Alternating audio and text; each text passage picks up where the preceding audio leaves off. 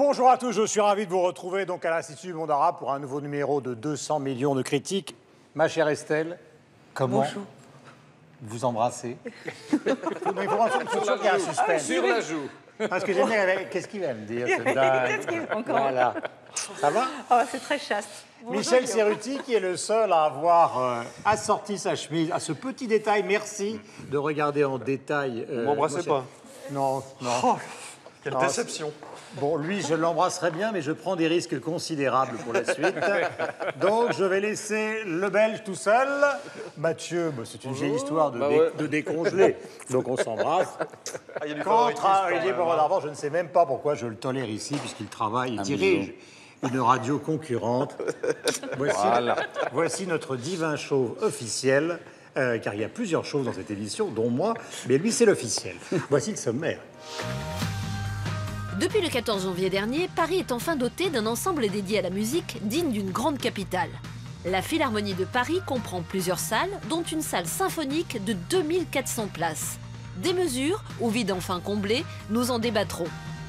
S'il est un domaine artistique où la francophonie s'exporte dans le monde entier, c'est bien la danse. Nous avons des danseurs de renommée internationale et nous avons également des chorégraphes mondialement reconnus. Chorégraphes à l'honneur dans 200 millions de critiques. En France, lors de la grande marche républicaine du 11 janvier dernier, qui a fait suite à la vague d'attentats meurtriers, certains manifestants brandissaient un ouvrage de Voltaire, Traité sur la tolérance, livre qui a vu ses ventes s'envoler. Nous tenterons de comprendre pourquoi Voltaire refait une entrée fracassante dans l'espace public. Et comme chaque semaine, notre tour du monde de la francophonie qui bouge et crée, c'est avec le Zap Culture. 200 millions de critiques, c'est parti. Le premier sujet, eh bien, nous allons nous concentrer sur la fameuse philharmonie donc, de Jean Nouvel. Beaucoup de gens, évidemment, s'interrogent sur le coût de cette philharmonie, mais l'important, c'est peut-être de savoir s'il est important, quitte à se répéter, d'avoir une grande salle qui permet d'accueillir la musique symphonique à Paris, ce qui n'était pas le cas, car nous avons des salles prestigieuses, Pleyel, le Théâtre des Champs-Élysées, mais qui n'ont pas une capacité de réception telle que celle de la philharmonie. Voici donc le sujet de nos confrères et amis de France Télévisions. Ce nouvel écrin de musique peut accueillir 2400 spectateurs. Sur scène, un des meilleurs pianistes du monde, le chinois Lang Lang, et à ses côtés, 100 élèves des conservatoires d'Île-de-France ont le privilège d'être parmi les premiers à jouer dans la salle principale. C'était vraiment inoubliable. C'est la première fois que je joue dans Paris et dans une si grande salle en plus pour la première fois. Du coup, j'étais super impressionnée. C'était une belle chance et c'est qu'une fois dans la vie, quoi.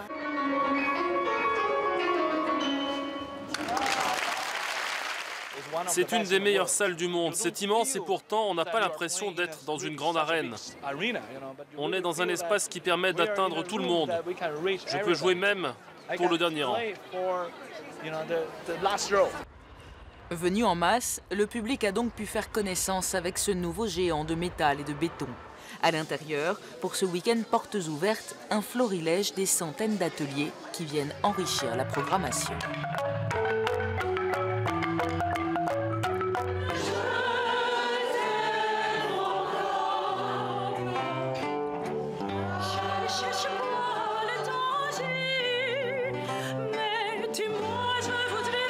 Quand on le décortique, eh ben, en fait, c'est très simple.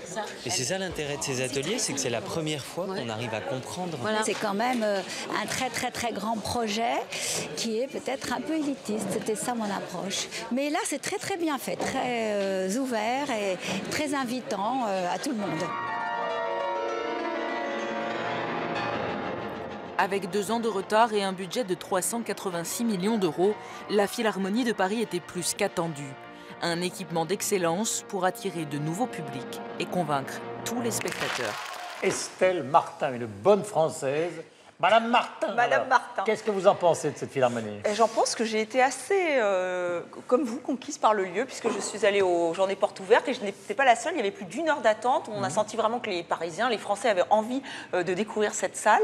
Et c'est vrai que de l'extérieur, bon, je la trouve un petit peu froide, mais autant à l'intérieur, c'est vraiment, on a l'impression d'être dans un cocon. Il y a une acoustique exceptionnelle. Et le pari, on le sait tous, c'est d'attirer un autre public. Il y a 2400 places, ce qui est quand même très important. C'est d'attirer un autre public à la musique classique, dans ce lieu qui est quand même en périphérie. Alors, est-ce que les madames en fourrure vont venir dans le 19e arrondissement? Je ne sais pas, mais j'espère qu'il y aura des familles, parce que là, pendant les Journées Portes Ouvertes, il y avait beaucoup de familles, il y avait des bébés, et même le chef d'orchestre s'était amusé parce qu'il était dérangé par des braillements, il faut le dire. Donc moi, je trouve que c'est une bonne idée, parce qu'en plus, il y a cette volonté de démocratisation. C'était une volonté de François Mitterrand en 80. Il a fallu attendre de 81 à aujourd'hui pour qu'on la voit enfin arriver, cette philharmonie. Eh ben, j'espère qu'elle va attirer un nouveau public au classique, parce que c'est vraiment une très belle salle. Olivier. Moi, je crois aux politiques culturelles. Et en effet, vous avez rappelé, c'était une volonté de François Mitterrand. Et le premier soir de l'inauguration, il n'y avait pas uniquement une grande pianiste, Hélène Grimaud, mais il y avait aussi François Hollande et Manuel Valls. Et quand ils sont entrés dans la salle, il y a eu une espèce de tonnerre d'applaudissements. Ah, j'ai cru qu'il avait joué quelque chose. Non, parce que c'était un moment assez étonnant. 2 secondes d'attention, c'est un moment assez étonnant. Après les attentats que nous avons connus, toute la salle s'est levée et a salué l'idée que le pouvoir pouvait s'intéresser à la culture. C'est le dernier grand travaux en France. Il n'y en aura plus a priori, c'est ce qu'on a annoncé, il n'y a plus les moyens. Et je me demande pourquoi il y a une polémique, parce que dans le fond, personne ne se demande si on a besoin d'un nouveau stade quelque part, ou quand il y a des Jeux Olympiques, ou des expositions universelles de nouvelles infrastructures. Pardonnez-moi, Olivier, de la une du Parisien, excellent journal par ailleurs, qui avait fait donc archi-mégalo avec Jean Nouvel à 3 semaines de l'ouverture de la Philharmonie, où on l'accusait absolument de tous les maux. Jean, qui est un immense architecte et qui comme marquera Paris dans 50 ans, quand on est ici chez Jean Nouvel, on l'est au Fondation Cartier, Jean Nouvel, Philharmonie, Jean Nouvel. Il y a un petit sujet sur la Philharmonie, c'est qu'en effet, le bâtiment n'est pas terminé. Et si Estelle n'a peut-être pas apprécié l'extérieur, c'est parce que Jean Nouvel n'a pas pu terminer son travail. Donc on l'a ouvert dans la précipitation, et je crois qu'il faudra y retourner. Et je trouve ça très vertueux, en effet, de se dire, il n'y a pas uniquement des dames en fourrure qui vont voir la musique classique, il suffit d'aller à Nantes, par exemple, où les Folles Journées de Nantes montrent un public incroyablement jeune dès lors qu'on propose une offre un peu plus attractive, un peu moins guindée. Et je trouve que c'est vraiment formidable d'avoir une salle de plus pour la culture. Il y a tellement de terrains de foot ou de piscines qui sont créés partout. On sent quand même l'arrière-fond un tout petit peu exaspéré par le sport. Non, mais vous avez 10 000 fois raison, allez-y, il y en a marre des footballeurs tout le temps. Il ne faut pas mégoter sur ces investissements. Et il ne faut surtout pas laisser entendre à nos amis qui nous écoutent quelque part dans le monde, notamment je pense à ce cher continent qui est l'Afrique, qu'il ne faut pas mégoter sur les équipements culturels, c'est très important. Ces questions de formation, on a bien vu à l'occasion en effet de tous ces débats qu'il y a eu en France sur les différentes cultures. Sur l'argent, mais le débat était sur l'argent essentiellement en France. Oui, on l'a vu aussi avec les Journées Portes Ouvertes, on voit bien que le public s'en moque de la polémique, il est heureux d'avoir une nouvelle salle, il a envie de la voir, il a envie de vivre. Et vous savez, quand le Centre Pompidou a été ouvert, il y a maintenant près de 1977. 30 ans, il y a eu des polémiques considérables. Et finalement, nous sommes ici dans la maison Jacques Lang, qui est le président de l'Institut Morabe, qui a inventé ces grands moments chaleureux dont la nation a besoin. Et franchement, de 200 millions d'euros pour donner du plaisir à des millions de gens sur des générations, ça vaut la peine. C'est un bel investissement. 200 millions. On n'est pas à 300 et... Oui. Enfin, 200, mais ça a été c'était le montant originel. 350. Moi, j'ai 386. 386. C'est de la part de notre chroniqueur suisse, franchement. Nous, on ne cache pas l'argent, on ne cache pas les œuvres d'art non, c'est pas vrai. C'est pas vrai. On l'expose. Vous donnez le montant officiel et lui, il donne le montant réellement aux frais de la collectivité. Non mais attendez, la bataille est très simple. Nouvelle a expliqué quelque chose qui doit nous mettre tous d'accord, c'est que dans le système des grands concours internationaux, ça a été pareil pour la Philharmonie de Berlin, les décideurs plus les architectes mentent sciemment car ils savent qu'ils ne peuvent pas faire voter les budgets tels qu'ils sont dans le réel à leurs administrés. Donc, par exemple, on va décider tous ensemble qu'on va construire, je sais pas, un énorme musée dédié à l'architecture. Qu'est-ce qu'on va dire? On va dire ça coûte 50 millions. Tout le monde vote et après, ça coûte 250 millions. Comme le musée des Confluences à Lyon d'ailleurs, comme la Philharmonie de Berlin. Mais il y a un contre-exemple qui est le KKL, qui est la salle de Lucerne de concert, qui a aussi été construite et dessinée par Jean Nouvel. il n'y a eu aucun dépassement de crédit. Ça a été devisé à quelques 130 millions à la fin des années 90. Ça a été construit, ça a coûté le prix qui était indiqué dès le départ et ça a été réalisé. Mais enfin, je ne suis pas certain.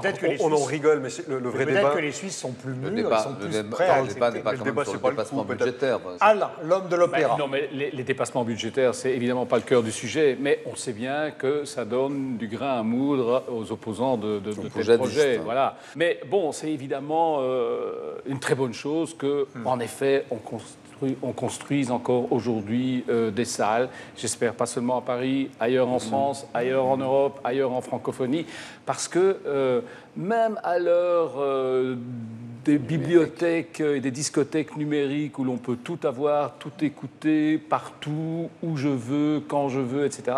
C'est important de rappeler que la musique, c'est d'abord être ensemble dans une salle, physiquement en train de l'écouter. Physiquement ou à l'extérieur d'ailleurs, mais de la partager avec des gens et surtout de faire en sorte que ce soit accessible.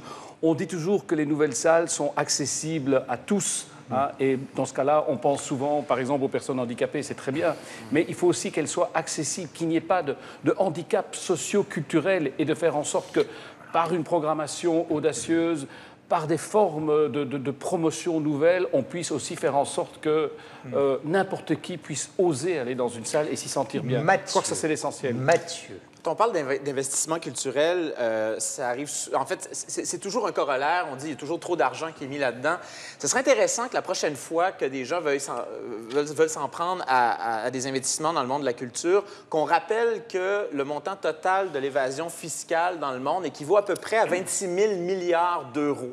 Alors, quand on compare ça, le poids des paradis fiscaux avec les investissements en culture, on se dit, on pourrait peut-être aller chercher de l'argent ailleurs et on pourrait s'en payer peut-être 10 des philharmonies comme ça. Ça, c'est une chose. Deuxième chose... Ça, c'est l'argument imparable.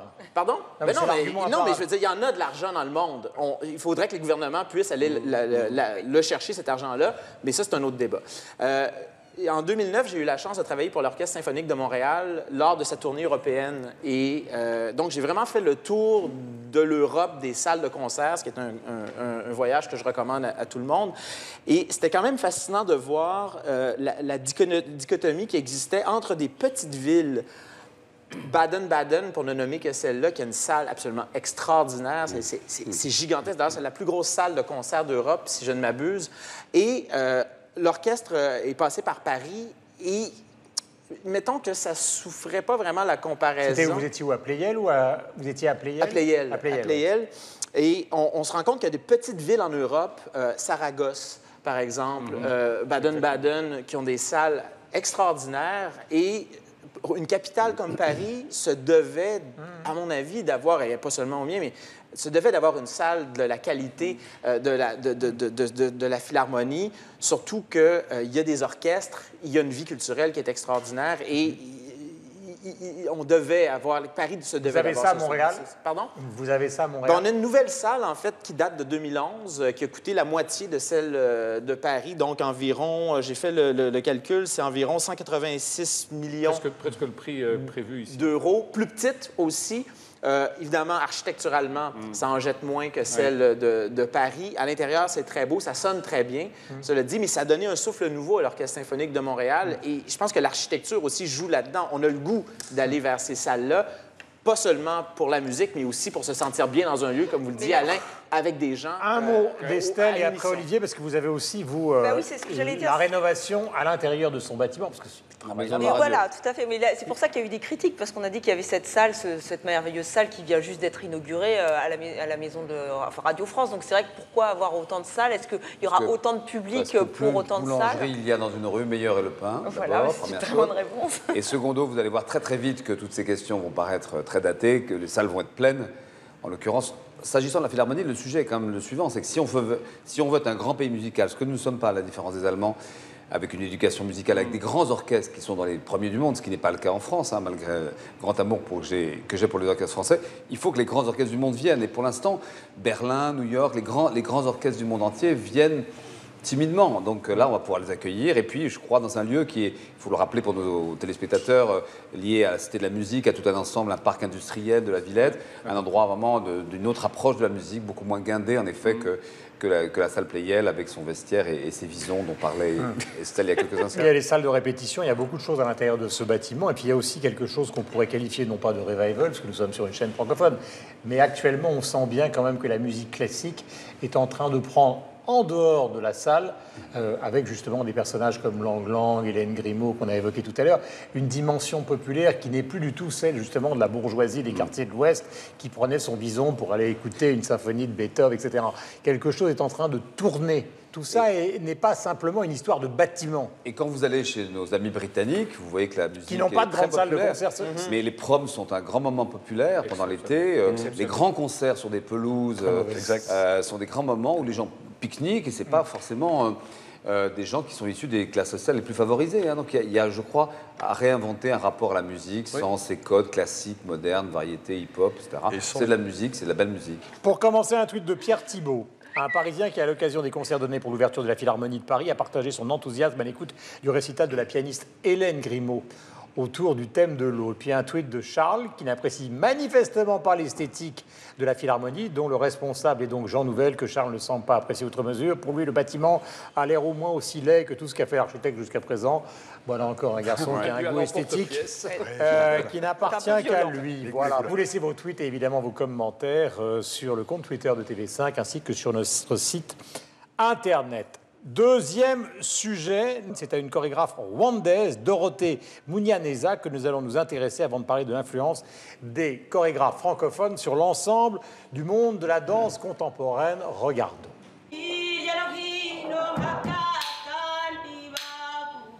Le chant puissant de Dorothée Munyaneza exhume les souvenirs.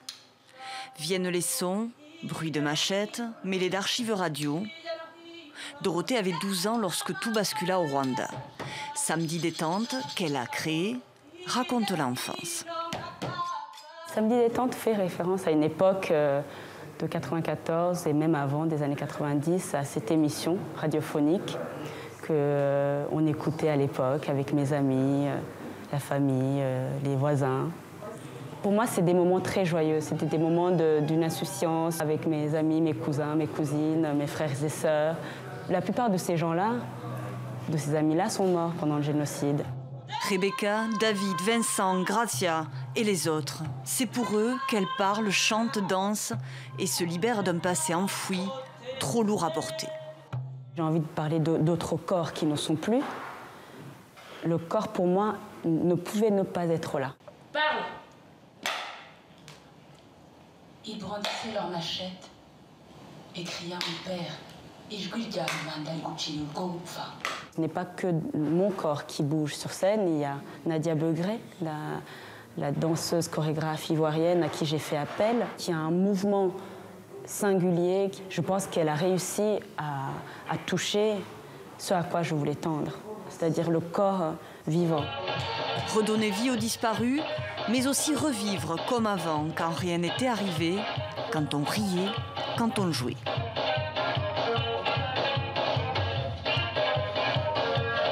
La colère, la douleur, la tristesse, l'espoir aussi, la joie. Samedi détente est un mélange de tout ça. Le Rwanda et les Rwandais ont sombré dans l'abîme, tandis que le monde est tergiversé. Créer pour avancer, se reconnecter avec son enfance volée, exorciser la douleur.